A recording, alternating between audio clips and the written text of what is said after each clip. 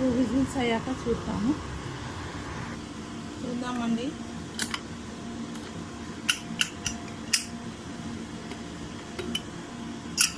చూసారు కదా, బాగా ఉడికిపోయింది. శనగపప్పు దొండకాయ అండి ఉడికిపోయింది. ఇప్పుడు మనం తాలింపు చేసుకుందాము. కడాయి పెట్టుకుందాము. ఆయిల్ వేసుకుందామండి. ఒక పావు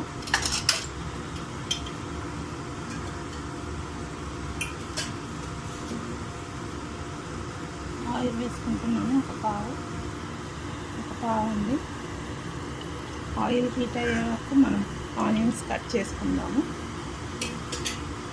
ఆవాలు, జీలకర్ర అండి. మీడియం సైజ్ ఆనియన్ కట్ చేసుకుందాము. ఆనియన్ కట్ చేసిందండి. ఇప్పుడు ఆవాలు, జీలకర్ర వేసుకుందాము.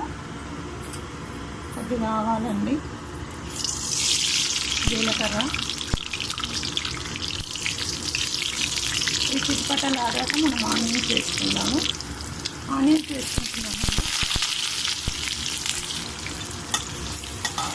కరివేపాకు కూడా వేసుకుందామండి. కొంచెం 2 రెమ్మల కరివేపాకు. ఇప్పుడు మనం ఆ దొండకాయ శనగపప్పు అది ఉడికిపోయింది కదండి, అది వేసేసుకున్నాము. రుచికి సరిపడా సాల్ట్ వేసుకున్నామండి. మర్చిపోయాను నేను. సాల్ట్ వేసుకుందాము. రుచికి సరిపడా సాల్ట్ వేసుకున్నామండి.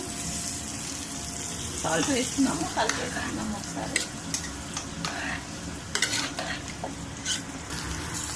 ఇందులో వేసేసుకోవాలండి. ఫ్రై కదా, బాగా కలిపేసుకోవాలి. చాలా బాగుంటుందండి కమ్మగా. కలిపేసుకుందామండి. మూత పెట్టుకుందాము.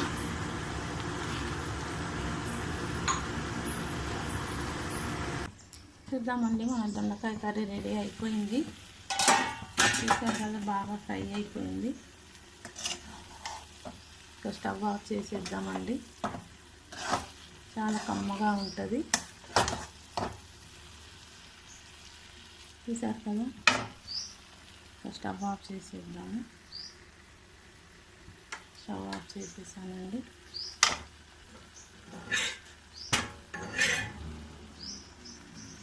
మీరు కూడా ఇలానే వెరైటీ